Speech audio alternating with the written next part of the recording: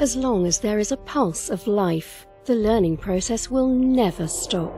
However, is it enough for education in its simple form to achieve the national goals of sustainable development, peace and prosperity to the people of the world? The beautiful scene in the world's developed cities, with the highest form of architecture and lifestyle, is met by a horrible scene.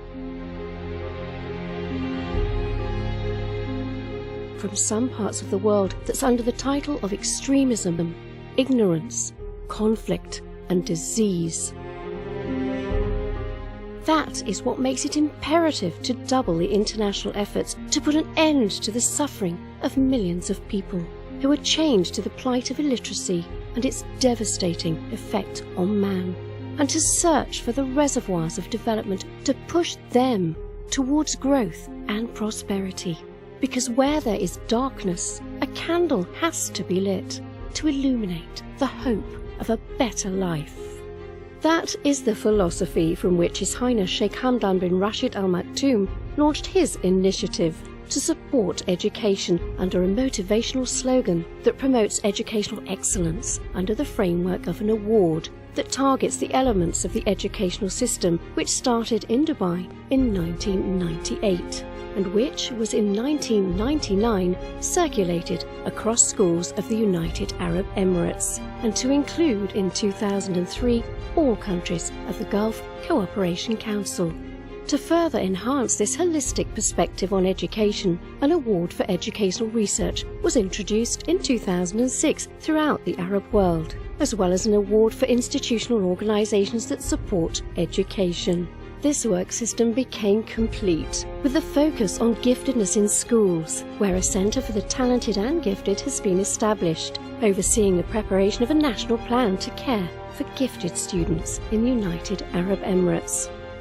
One of the highlights of its work was organising the 12th Asia-Pacific Conference on Giftedness in 2012 in Dubai, with participatory work from 42 countries and world-renowned scientists, as well as hosting a forum for gifted students, with the participation of 556 students from 17 countries, and where the latest developments in the field of giftedness and the efforts of educational institutions in this field were the topic of discussion.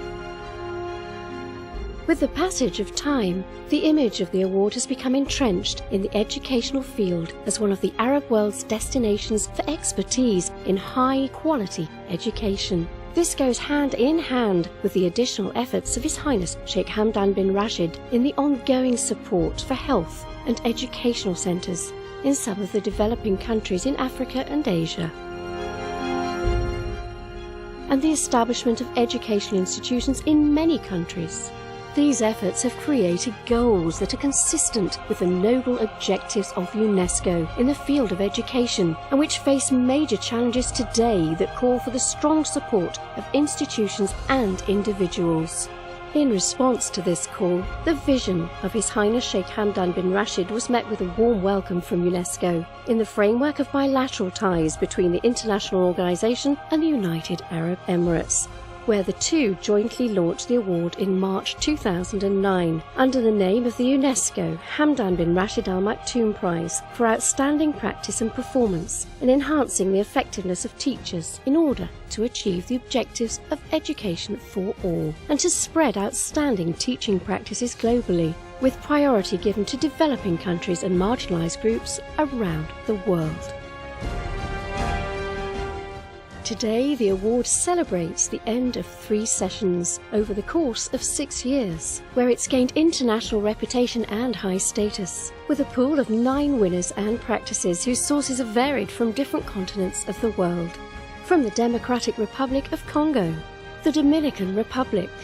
Pakistan, Nepal, South Africa, Venezuela, Uganda, Mali, Panama, and Madagascar.